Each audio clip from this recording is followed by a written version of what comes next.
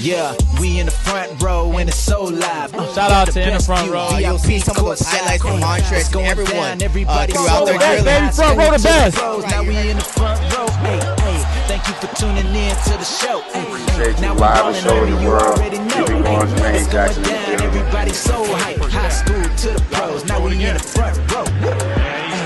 Now we in the front row. Yeah. Back to the Now ship. you in the front row. How does Let's it go. feel? Feels good. You know, Bro, when it's so live, got the best view, VIP courtside. It's going down, everybody so hype. High school to the pros, now we in the front row. Hey, hey, thank you for tuning in to the show. Hey, hey, now we ballin', homie, you already know. Hey, it's going down, everybody so hype. High school to the pros, now we in the front row. Hey. What's up, guys? Welcome to another show of here on In the Front Row. Unfortunately, we did have some technical difficulties this past Sunday, so we were not able to go live. But we are back for another episode, and we have so much to talk about while we're still in quarantine and social distancing during this weird time, really, in the United States. Fredo is with me. Well, virtually with me. Virtually, yes. And Shereen, guys, is unfortunately out this week, but hopefully she will return quite soon and can really give her opinions on everything. We're hoping to do more content, and hopefully she will return soon. But Fredo, we have a lot to talk about on the agenda today, and we are going to start with the NFL because your Vikings almost had a big trade. Rumors earlier about a week ago said Odell Beckham possibly could be heading to Minnesota, but were quickly denied by Browns chief strategy officer Paul Podesta, saying, in short, I will just say it is completely false. So Don't believe none of that. Believe it. No Vikings trade. We'll get to that in a moment. Mike Freeman of Bleacher Report recently reported after that the Odell Beckham trade, while it's unlikely for Minnesota, is still only a matter of time due to the offensive fit that Odell Beckham is dealing with in Cleveland. So if Odell Beckham was traded, Fredo, where is the best place for OBJ to play next season? Yeah, I mean, it'll be very interesting. I mean, one of the key places that we can see Odell Beckham fit, because he is, of course, needs to be in the spotlight. Cleveland just seems to be maybe not his best fit. And one of the places that I don't want to see him play at, but it seems like it might fit, is the Los Angeles Rams. I mean, the Rams are in need of a wide receiver. They're in need of a superstar. They already got a guy they're paying in Aaron. Goddamn, how can I forget this guy's name? The guy, what is it? Aaron. Goddamn, what's the big guy's name? Aaron. Aaron Donald? Aaron Donald. Yes. Oh, I thought you were about a receiver. Okay, yeah, Aaron Donald. No, Aaron Donald. I mean, they already got that high playing defensive player there. They got Jared Goff. They got rid of Todd Gurley. Got rid of some other veterans around the squad. A fit could be in LA with the Rams, but of course, the deal that was kind of talked about, of course, Paul Podesta declined and said that they have not had any offers. But guess what? Welcome to the game where people would like to get traded, because every general manager and every GM, that is the key things they got to say when they find out that their talks got out to the public.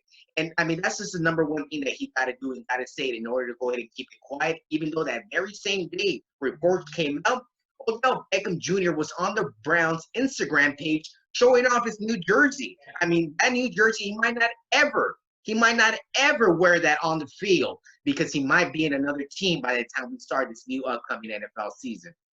It's definitely a lot of rumors. Remember, it's a trend this offseason that big-time receivers are being traded. Deandre Hopkins went to Arizona. Brandon Cooks went to Houston out of the Rams. They could use a receiver. Stephon Diggs went from Minnesota to Buffalo. It's becoming a trend in the NFL that really receivers, premium receivers who could be your number one receivers, are being traded. Remember, Odell Beckham, his situation in Cleveland, he had his lowest numbers in his career while playing a full 16 games last season with Baker Mayfield, who completed under 60% of his passes. Odell Beckham tends to get frustrated when he's playing with inaccurate quarterbacks, and Baker Mayfield has shown to be that, especially his sophomore season. Obviously, his career is so young, we don't have a lot of sample work or a lot of sample size to go by.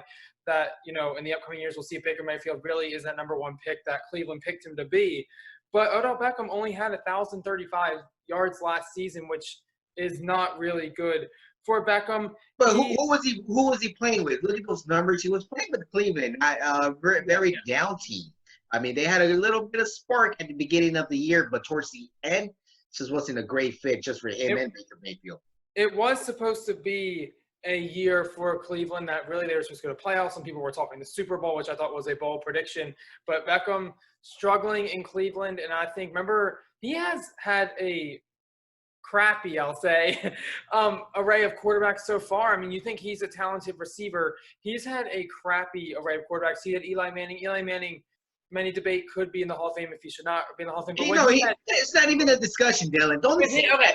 Eli Manning deserves to be in the Hall of Fame. No question about that. But when Beckham played with Manning, Eli was really in his later years not as accurate. And then you go to Baker Mayfield, who had a decent rookie season and then struggled in a sophomore slump. He's had inaccurate quarterbacks, and he tends to get frustrated with those quarterbacks. We will see moving forward where OBJ ends up, and if he ends up in Cleveland next season. More Minnesota, pick him up, guys. We need that man there. I know it's probably not a fit because they have Keenan Allen, but I think it'll be interesting if he played for the Chargers. Oh, no, of course. But they're kind of in a win-now mode. They just won 12 games a few seasons ago and went to the playoffs as a wild card. I just don't think he really would fit there because of having the talent there and players there have already. But I think it would be an interesting fit to see OBJ come to LA, either the Chargers or the Rams, because remember, he makes constant visits to LA. He really likes the superstardom in LA. They're struggling with fan sales, so we've seen that. People say they play 16 road games a year. So you got to bring some light into it. Moving on, hopefully we'll see where OBJ goes shortly, or if he is traded or will play in Cleveland.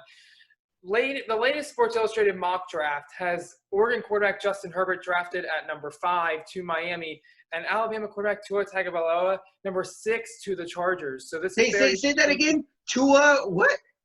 Tagovailoa? Yeah, I can't pronounce that. So. Well, it's a very difficult name. We're just going to call him Tua, okay? Tua. That'll make it a lot easier. Obviously, Joe Burrow projected in the 2020 NFL Draft to go number 1 to his hometown, Cincinnati. I believe he's from Cincinnati, correct? Or he's from Ohio? I'm not too sure. I think he's from Ohio. Don't quote me on that, but I think he's from Ohio. Joe Burrow projected to go number 1. But behind Joe Burrow, Fredo, my first question for you about the NFL Draft this season, who should be the number 2 quarterback drafted this season? Or number 2 quarterback? I know Tua, it was a guy that was being talked about last year around this time and point. I know this past year he got hurt. He had the injury. A lot of people are kind of trying to back off away from the guy. And that's why he's fallen to 6, 7 or so. Maybe Miami might take him at 4 or 5. But Tua, Herbert, Burrow, they're okay. Tua, he's awesome. Yeah. That's it. That's all I gotta say. It's a lot to take. Joe Burrow obviously projected to go number 1 to Cincinnati, and then the second quarterback will most likely be drafted unless anyone traded to Miami at number 5. It's interesting. You look at Justin Herbert. He put up good numbers. He had a bad last 4 games. I know Shereen would love to talk about this with us here because she loves the Pac-12 and Justin Herbert playing at Oregon. He had a good Rose Bowl game against Wisconsin where he rushed for 3 touchdowns and threw for 3,500 yards. And a lot of people are comparing him to Carson Wentz. But I think yeah, well, that's his. Who wants to be compared to Carson Wentz? No, the NFL comparison of Justin Herbert is that I think Tua is a better quarterback to draft with a risk. I think you have to look at the injuries that Tua has accumulated through his college career, and that's why teams kind of are hesitant possibly about not drafting him or so hesitant to draft him. I think a healthy Tua, and I will say this, it may be a bold prediction, I think a healthy Tua will be the best quarterback in the 2020 NFL Draft. That's if he stays healthy for his NFL career. I think he'll even – Wow. Dylan. Yeah, Dylan. I think he'll have – Dylan, I think we broke some news. We broke some news. Do you understand what I mean?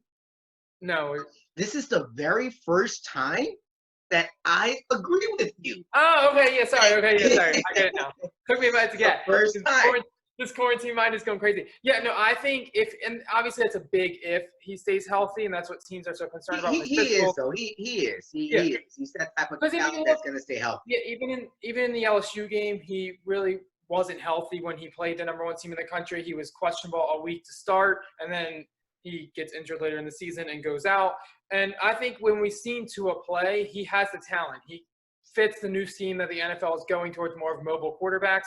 And I mean, Joe Burrow did have one good season, and Tua has a little bit more of a sample size coming in from the national championship game. He led Alabama to his end of his career. But I think if he stays healthy, Fredo, that is the key.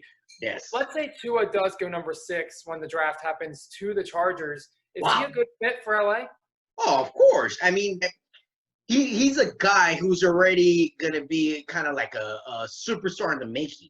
I mean, if he goes to, say, Cincinnati, you're not going to become a superstar in Cincinnati. Sorry about that, Cincinnati people, but anyone that goes out there is not going to become something.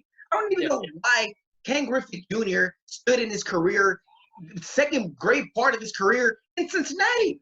You never were going to win in Cincinnati, Ken Griffey. Money. I don't know why that came out right now, but we're talking about Cincinnati. But at the same time, I mean, if Tua goes to the LA Chargers, of course, got rid of their longtime quarterback in Phillip Rivers. Mm-hmm. And right now, they got a backup. They might be looking at some other players or whatnot. But Tua might be a perfect fit for the LA Chargers if they want to take a shot, and they should. They should take a fit. I think Tua will fit perfectly in LA. I think even if, let's say, he isn't completely healthy, you have Tyrod Taylor there. Maybe you could start Tyrod Taylor for Tua's rookie season. Tua could start behind him, kind of adjust speed to the NFL and really do a mentorship kind of thing and learn. And then when he starts in his second season, I mean, he'll probably start right away, barring if he is healthy. But I think he could learn from that situation, and he could blossom into a great NFL quarterback. I think whoever goes to LA is going to be the luckiest out of the 3 teams in the top 6 that are projected to draft quarterbacks, just because I think they have the most talent ready to go. You have Keenan Allen, you have players who are ready. This is a team, like I said earlier, who just won 12 games a few seasons ago. And then you look at Cincinnati, who also plays in a very difficult division with Baltimore, Pittsburgh, and Cleveland. And then you look at Miami, who Brian Flores is doing a great job in Miami, but obviously they're still in the rebuilding mode. But I think that's all. Miami's interesting because of Brian Flores. He's a terrific head coach coming from under Bill Belichick. Moving on, let's talk about another NFL topic, Fredo, and Deandre Hopkins, who was part of that big blockbuster trade this offseason. Hopkins went from Houston to Arizona basically for nothing. I don't think they got a lot of value for him. But Hopkins recently told team beat writers that he believes he is the best receiver in the NFL and has stats to back that up. So I'm asking you, Fredo, is DeAndre Hopkins currently the best receiver in the NFL? Hell no. That's the same thing I told you yesterday. He is not the best receiver in the NFL. Hopkins, are you crazy?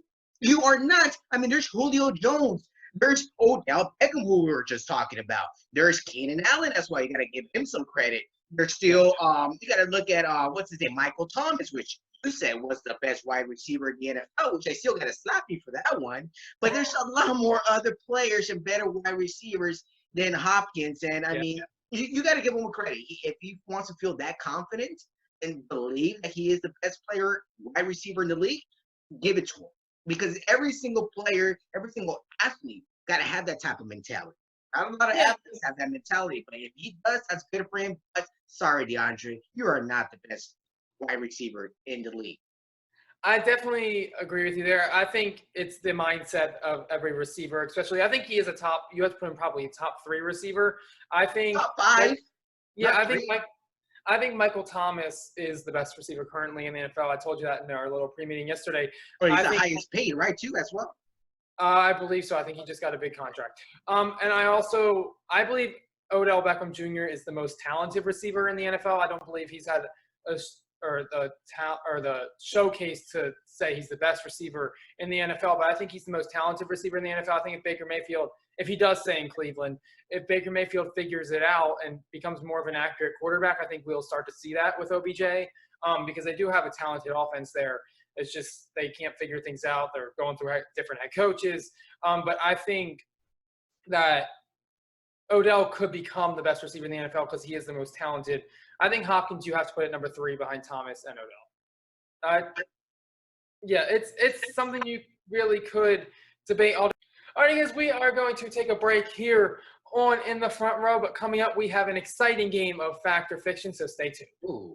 And then, Hey, yeah, we in the front row and it's so live. Got the best view, VIP courtside. Hey, it's going down, everybody so hype. High school to the pros, now we in the front row. Hey, thank you for tuning in to the show. Hey, now we ballin', homie, you already know. Hey, it's going down, everybody. Subscribe on YouTube. Subscribe, guys, right now. Do it right now.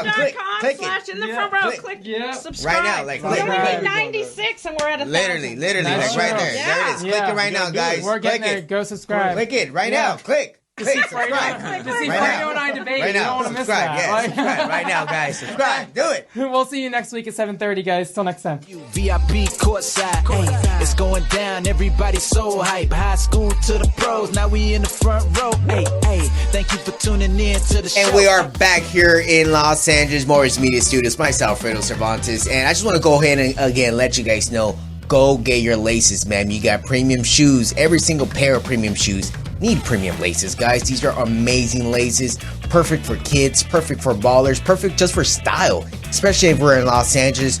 Go get your laces at GetLacedLaces.com. GetLacedLaces.com. Use the promo code Fredo and get 25% off today. Code expires on the 31st of December, which we're only about 4 weeks away to the new year. Yeah. So go ahead and pick up your laces. It's a perfect gift for the holidays, guys. GetLacedLaces.com. Promo code Fredo, 25% off. welcome back, guys, here on In the Front Row. This is our sports show, and we are going to get into a fun game of fact or fiction. My first question for you, Fredo, is Derek Carr will, fact or fiction, Derek Carr will be the starter for Las Vegas next season. Remember, Marcus Mariota was signed there during the offseason. So fact or fiction, will it be Derek Carr starting? Kind of tricky the way you put the question, but I'm going to give you a good response to this. Okay. Fact, he will be the starting quarterback at week 1. We're talking about week 10. Might be Mariota. Derek Carr has had problems for so many years and with the Oakland Raiders, now known as the Las Vegas Raiders. And Derek Carr, something's wrong with him. After he had that amazing year, I don't even want to say amazing, he had a good year. If people want to talk about MVP year, what was it, back in 2016 before he had his leg injury. After his injury, he's never been the same. It's been 3 years. Raider fans have been saying, oh no, Carr's going to have it this year. Carr got it. There's no one better than Carr. Year goes a 6-10 year. Another year goes by. Here comes a 5-11 year. Here comes a 7-9 year. I mean, it's the same routine with these Oakland Raiders. Maybe the move to Vegas might give it a different look. But Derek Carr, I mean, they got to do something about that car. That car needs a tune-up. Can someone get this guy a tune-up? I actually agree with you. Wow, we're agreeing a lot today. Wow. I think Derek Carr will start week 1. I think John Gruden really will give him the upper hand. There's been reports that I believe saying that Carr is the starter despite Mariota starting. Mariota expects to back up. I think it's, like you said, it's Derek Carr. You know, coaches are on the hot seat. Well, Derek Carr is a quarterback on the hot seat, and he really needs to prove this season that he is worth it. He did have a great year. I believe they won 12 games and then he got injured in the playoffs, and then they lost or got injured late in the year, I believe, late in the regular season. But since then, it's been like, where's Derek Carr? We're sending a search team out to find him. I think by the end of the year, I think by the end of the year, Marcus Mariota will be the starter. And I think because Marcus Mariota, in my opinion, had one bad season, or one bad start to a season, and then was benched. I think he was number 2 pick for a reason, and he has a lot of potential, and he showed that in Tennessee. And I think with John Gruden, who's maybe a more of a veteran coach, he will blossom in Las Vegas. I think a lot of people are expecting Carr to do the starting job, but I agree with you there. I think Mariota will have it by the end of the year. Another quarterback topic that's been heavy this offseason is Cam Newton. Cam Newton, fact or fiction, there was rumors yesterday that Leonard Fournette, who's Jacksonville's running back, put a public kind of announcement out for Cam Newton to join him in Jacksonville. So, Fredo, fact or fiction, Cam Newton will end up in Jacksonville? Fiction? I don't think he's going to end up there. That's not a fit for him. If he wants to just jump into any situation, and go ahead and go to Jacksonville. That is not going to be a good situation. That's not a situation where you're going to possibly win. You got to go somewhere else. I mean, there's so many other teams. I mean, the Denver Broncos, I believe they still need a quarterback, right? Because they got rid of Joe Flacco. Yeah, they got rid of Joe Flacco. They got rid of him.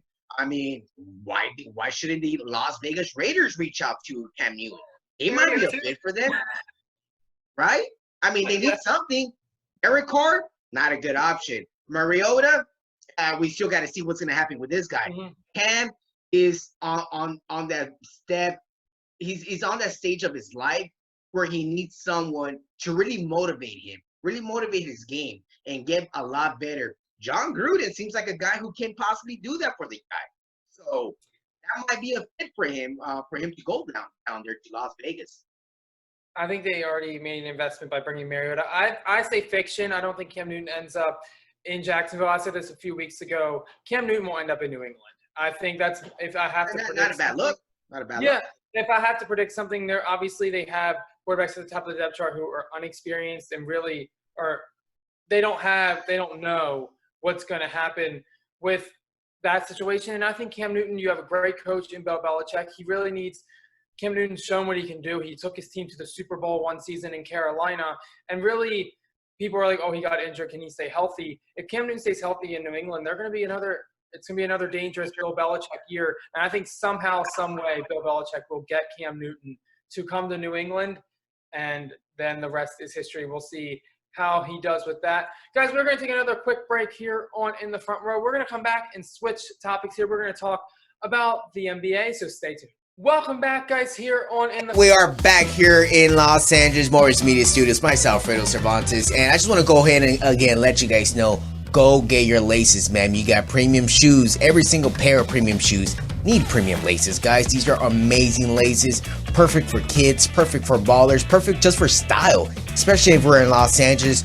Go get your laces at GetLacedLaces.com. GetLacedLaces.com. Use the promo code Fredo and get 25% off today. Code expires on the 31st of December, which we're only about 4 weeks away to the new year. Yeah. So go ahead and pick up your laces. It's a perfect gift for the holidays, guys.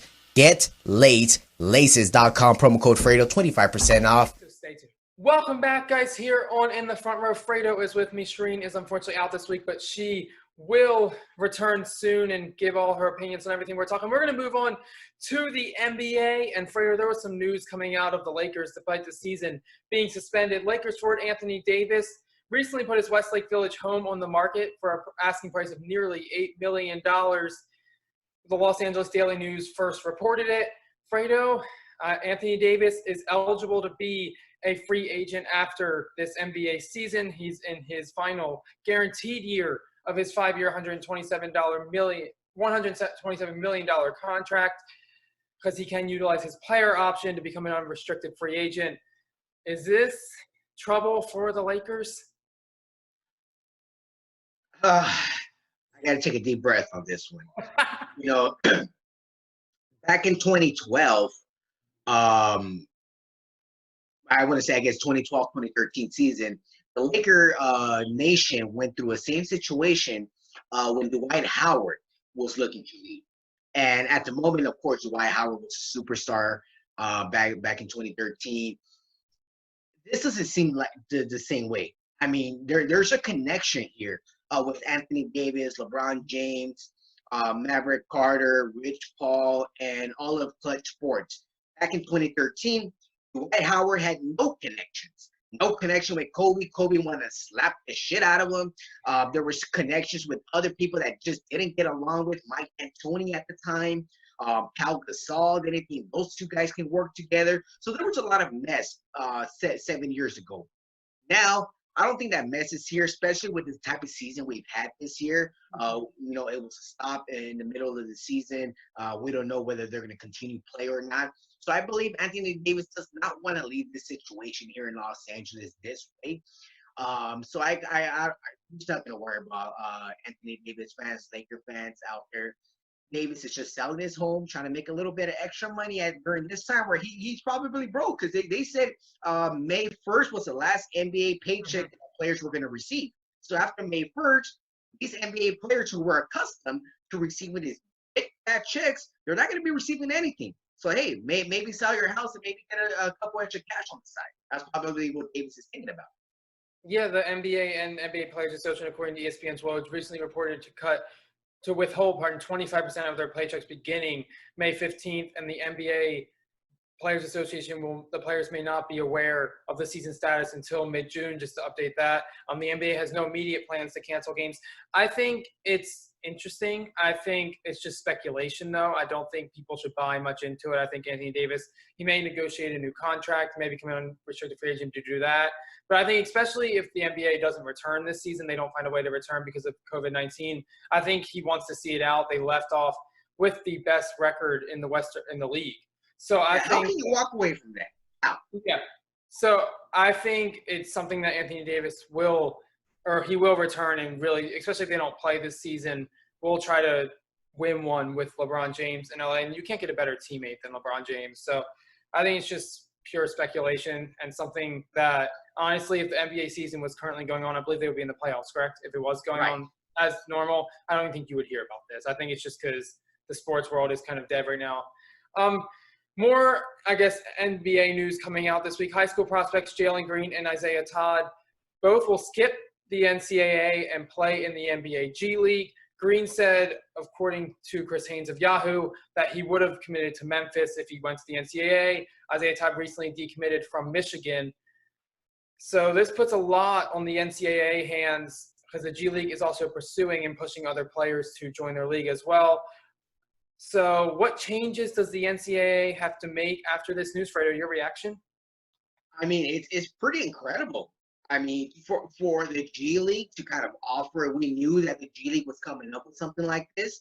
I didn't think it was going to come this early. I thought it was going to come in like in 2 years from now. So it's pretty amazing. But one thing, I'm not sure if you heard today, a little sneak from Yahoo's Chris Haynes. He said that this new G League team, they're going to be based out of Thousand Oaks over at the Mamba Sports Academy, Kobe Bryant's academy. So that's going to be the home of the new G League team.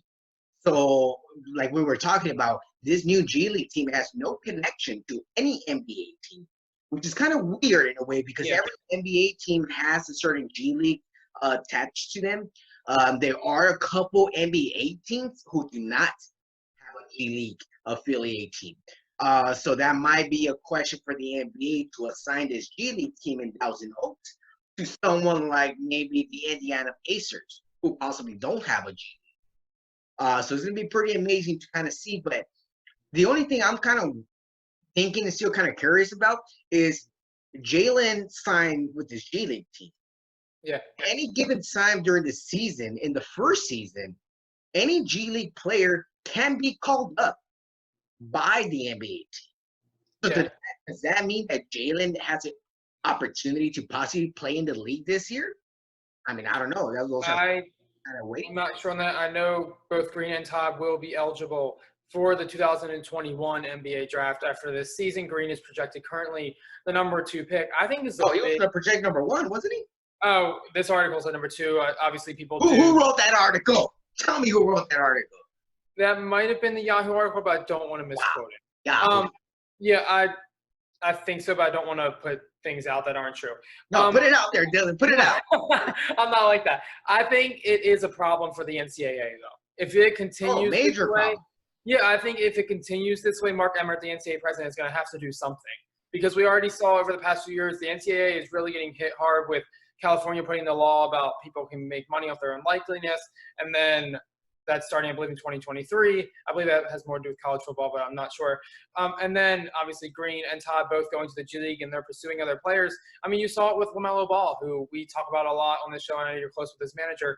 A lot of players are going overseas like him, and he's projected to be a high pick, a lottery pick in the NBA draft this upcoming year. So I think the NCAA, while a lot of people are really on the fence about if they should pay players or not, or at least pay them for their merchandise, I think they're going to have to.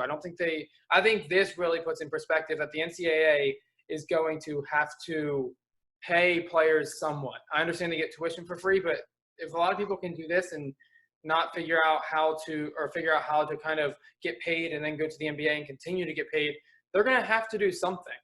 You agree? What can the NCAA? Oh, yeah, they have to.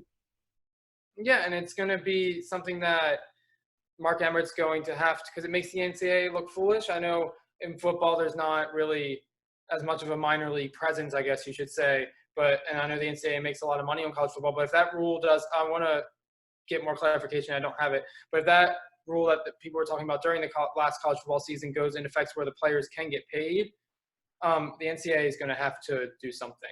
Well, I guess we will see moving forward what Mark Emmert will do. Fredo, thanks for joining me this week. Do you have any late shout-outs you want to give? Yeah, man, a lot of shout-outs, man. I mean, I know we were scheduled to do this yesterday. Yeah.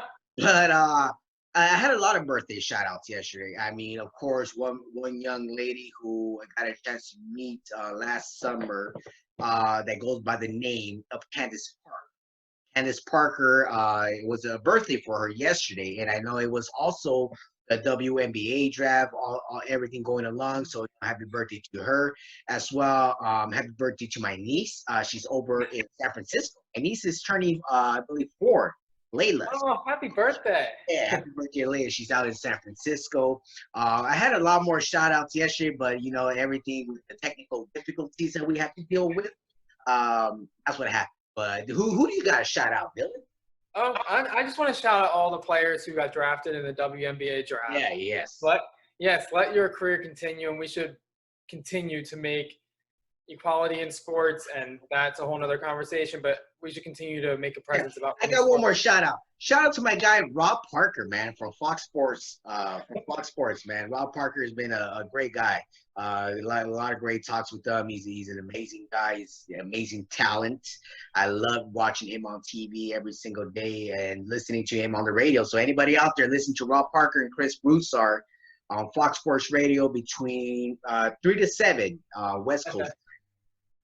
All right, if we're giving celebrity shout-outs, I'm going to – I don't know who I can shout out to think of one here. I'm going to shout out Josina Anderson. The ESPN reporter does a great, terrific job with ESPN, and she follows me on Twitter.